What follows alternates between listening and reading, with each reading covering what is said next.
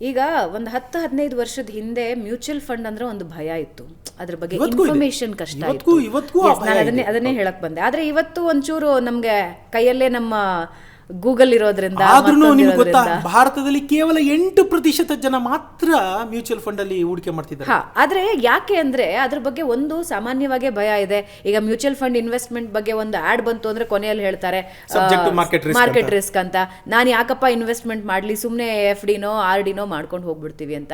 Basically ನಮ್ಮ ವೀಕ್ಷಕರಿಗೆ ತಿಳಿಸೋದಾದ್ರೆ mutual fund ಹೆಂಗ್ ವರ್ಕ್ ಆಗುತ್ತೆ ಸರ್, ಆಮೇಲೆ ಜೀವನಕ್ಕೆ ಯಾವ ರೀತಿ ಆಧಾರ ಆಗ್ಬೋದು?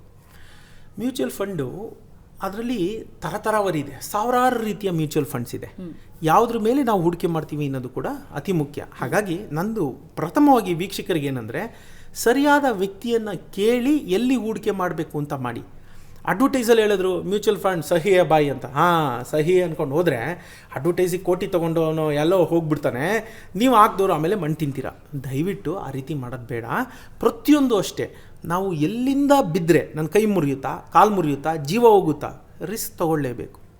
ನಾನೊಂದು ಹೇಳ್ತೀನಿ, ಅಪಾಯ ಇವತ್ತಿನ ಜೀವನದಲ್ಲಿ ಅಪಾಯ ಇಲ್ಲದ ಜಾಗ ಇಲ್ಲ. ನೀವು ಅಪಾಯ ಒಂದಷ್ಟು ಮಟ್ಟದ ಅಪಾಯ ನೀವು ತೊಗೊಳ್ಳೇಬೇಕು. ಆದರೆ ಕ್ಯಾಲ್ಕುಲೇಟೆಡ್ ರಿಸ್ಕ್ ಅಂತ ಹೇಳ್ತೀವಿ ನಾವು ಅದನ್ನ.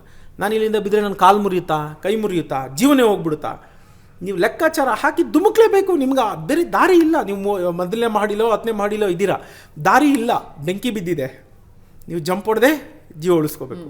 ಆದರೆ ಎಲ್ಲಿಂದ ಎಗರ್ತಾ ಇದ್ದೀನಿ, ನನ್ನ ದೇಹ ತೂಕ ಏನು ಅಂದರೆ ರಿಸ್ಕ್ ಅಪಿಟೇಟ್, ನನಗೆ ಎಷ್ಟು ಕೆಪಾಸಿಟಿ ಇದೆ, ಎಷ್ಟು ಅಪಾಯದ ಕ್ಷಮತೆ ನನ್ನಲ್ಲಿದೆ, ಈ ರೀತಿ ಒಂದಷ್ಟು ಟರ್ಮ್ಸ್ ಇವೆ. ಅವನ್ನೆಲ್ಲ ಕೂತು ಅದಕ್ಕೆ ಹೇಳೋದು. ಈಗ ನನ್ನ ಹತ್ರ ಬಂದವ್ರಿಗೆ ನಾನು 10 ಕ್ವಶನ್ ಮಾಡ್ತೀನಿ. ಅದನ್ನೆಲ್ಲ ಮಾಡಿಬಿಟ್ಟು ಏನೋ ಇವನು ಮ್ಯಾಚ್ ಮೇಕರ ಹಿಂಗೆ ಕೇಳ್ತಾನೆ, ಮದುವೆ ಆಗಿದೆಯಾ, ಮಕ್ಕಳಿದೆಯಾ ಅಂತ ಕೇಳಬೇಕಾಗುತ್ತೆ ನಾನು. ಯಾಕಂದರೆ ಅವನ ರಿಸ್ಕ್ ಅಪಿಟೇಟ್ ಏನು ಅನ್ನೋದನ್ನು ಅವ್ರು ಹೇಳಿದ್ರು ನಾನು ಅನಲೈಸ್ ಮಾಡಬೇಕಾಗತ್ತೆ. ಅಂದರೆ ಆ ರಿಸ್ಕ್ ತಗೊಂಡಾಗ ಆಘಾತ ಆಗದೆ ಇರೋ ರಿಸ್ಕ್. ಎಕ್ಸಾಕ್ಟ್ಲಿ ಅದನ್ನು ನಾವು ನೋಡಿಕೊಂಡು ಅದರಲ್ಲಿ ಮಾಡಬೇಕು. ಇದರಿಂದ ಏನು ಲಾಭ ಆಗುತ್ತೆ, ಬದುಕಿಗೆ ಹೇಗಾಗುತ್ತೆ ಅಂತ ನಾನು ನಿಮಗೆ ಮೊದಲೇ ಹೇಳಿದೆ. 20 ವರ್ಷಕ್ಕೆ ನೀವು 1,000 ಅಥವಾ 3,000-5,000 ರೂಪಾಯಿ ನೀವು ಏನನ್ನ ಕಟ್ಕೊಂಬಂದರೆ 60ನೇ ವಯಸ್ಸು ಅಷ್ಟೊತ್ತಿಗೆ ಅದು 16 ಕೋಟಿ ಆಗಿಬಿಟ್ಟಿರುತ್ತೆ. ಖಂಡಿತ 10 ಕೋಟಿ ಮೇಲೆ ಆಗಿಬಿಟ್ಟಿರುತ್ತೆ. ನಿಮ್ಗೆ 30-40 ವರ್ಷ ಬಿಟ್ಕೊಂಬಂದರೆ. That's the power of compounding. ನೀವು 40ರಲ್ಲೋ 50ರಲ್ಲೋ ಮಾಡಬೇಕು ಅಂದರೆ ನೀವು ವಿಲ್ ನಾಟ್ ಬಿಲೀವ್, 40ನೇ ವಯಸ್ಸಿನವರು 1 ಲಕ್ಷ ರೂಪಾಯಿ ಕಟ್ಕೊಂಡೋದ್ರೆ 50 ಅಂದರೆ 10 ವರ್ಷ ಅಂತ ಇಟ್ಕೊಳ್ಳಿ ನೀವು, 10 ಇಯರ್ಸ್ ಅಂದರೆ 1,20,00,000 ಕಟ್ತಂಗಾಯಿತು. ಅವ್ರಿಗೊಂದು 3.5-4 ಕೋಟಿ ಫಂಡ್ ಕ್ರಿಯೇಟ್ ಆಗಿರುತ್ತೆ 40ಕ್ಕೆ. 50ಕ್ಕೆ ಸ್ಟಾರ್ಟ್ ಮಾಡಿದ್ರೆ ನೀವು ಅದನ್ನು 50,000 ಹಾಕಿದ್ರು ಸಾಕು. 40ನೇ ವಯಸ್ಸಲ್ಲಿ ಲಕ್ಷದ ಬದಲು 60ಕ್ಕೆ ರಿಟೈರ್ಡ್ ಆಗ್ತೀನಿ ಅಂದರೆ 20 ವರ್ಷದಲ್ಲಿ ಅದೇ ಥರ ಒಂದು 4-5 ಕೋಟಿ ಫಂಡ್ ಕ್ರಿಯೇಟ್ ಆಗಿರುತ್ತೆ. ಅದೇ ನೀವು 50ರಲ್ಲಿ ಮಾಡ್ತೀನಿ ಅಂದರೆ ನೀವು ಅದೇ ಅಮೌಂಟ್ ಆಗೋಕ್ಕೆ ನಿಮಗೆ ಏಜ್ ಕಡಿಮೆ ಆಗೋಯ್ತು. ಲಕ್ಷ ಹಾಕಬೇಕು. 40,000ದಲ್ಲಿ 40ನೇ ವಯಸ್ಸಿನಲ್ಲಿ 50,000 ಹಾಕೋದು 50ನೇ ವಯಸ್ಸಿನಲ್ಲಿ ಲಕ್ಷ ಹಾಕಬೇಕಾಗುತ್ತೆ. ಸೊ ಏಜ್ ಆಗ್ತಾ ಜಾಸ್ತಿ ಆಗುತ್ತೆ. ಹೀಗಾಗಿ ನಾನು ನಮ್ಮ ವೀಕ್ಷಕರಿಗೆ ಏನು ಕೇಳ್ಕೊಳ್ಳೋದು ಅಂದರೆ, if you are young, start early. 20ನೇ ವಯಸ್ಸಿನಲ್ಲೇ ಶುರು ಮಾಡಿ. 2-3 ಸಾವಿರ ಸಾಕು. ಆಮೇಲೆ 50,000 ಹಾಕಬೇಕಾಗುತ್ತೆ. ಅವಾಗ ಉಳ್ಸೋಕ್ಕಾಗಲ್ಲ.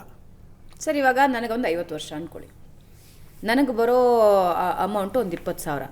ನಾನು ಅದರಲ್ಲೊಂದು 1,000-5,000 ರೂಪಾಯಿ ಸೇವ್ ಮಾಡಬಹುದಾ? ಮಾಡ್ಬೋದು, ಖಂಡಿತ ಮಾಡ್ಬೋದು. Something is better than nothing. ಅಲ್ಲ, 50,000 ಕಟ್ಟಕ್ಕಾಗಲ್ಲ ನನಗೆ, 5,000 ಕಟ್ಟಕ್ಕಾಗಲ್ಲ. ಕಟ್ಟಿ. ಅದೇ ನಾನು ಹೇಳೋದು ನಿಮಗೆ. ಫಂಡು ನೋಡಿ, ನಾನು ಇನ್ನೊಂದು ಹೇಳ್ತೀನಿ, ಆನೆ ಬಾರ, ಇರುವೆ ಬಾರ. ನೀವು ಅಷ್ಟಕ್ಕೆ ನಿಮ್ಮ ಜೀವನ ಅಷ್ಟಕ್ಕೆ ರೂಪಿಸ್ಕೊಂಡಿರ್ತೀರಿ. ನೀವು 60 ಆದಮೇಲೆ ನಾನು ಯಾವುದೋ 10-6 ದೇಶಕ್ಕೆ ಹೋಗಬೇಕು, ಫಾರಿನ್ ಟ್ರಿಪ್ ಮಾಡಬೇಕು ಅನ್ನೋ ಆಸೆಗಳನ್ನ ನೀವು ಇಟ್ಕೊಂಡಿರಲ್ಲ. ನಿಮಗೆ ಗೊತ್ತಿದೆ ನನ್ನ ಬದುಕಿಂಗಿದೆ, ಏನಿಲ್ಲಪ್ಪ ಅವತ್ತಿನ ದಿನಕ್ಕೆ ನನಗೆ ಯಾವುದೋ ಟೆನ್ಷನ್ ಇಲ್ಲದೆ ನನ್ನ ಜೀವನ ಕಳೆದ್ರೆ ಸಾಕು ಅಂತಿರುತ್ತೆ. ಸಾಕು. ಅವಾಗ ಅದನ್ನು ಮಾಡ್ಕೊಂಡು ಹೋದರೆ 10 ವರ್ಷಕ್ಕೆ ನಿಮ್ಗೆ ಬೇಕಾಗುವಷ್ಟು 75 ಲಕ್ಷ 80 ಲಕ್ಷ ಫಂಡ್ ಕ್ರಿಯೇಟ್ ಆಗಿರುತ್ತೆ. ರಿಟೈರ್ಮೆಂಟ್ ಫಂಡ್ ಕ್ರಿಯೇಟ್ ಆಗಿರುತ್ತೆ. ಸೊ ರಿಟೈರ್ಮೆಂಟ್ ಹ್ಯಾಪಿ ಇರುತ್ತೆ. ಖಂಡಿತ ಇರುತ್ತೆ.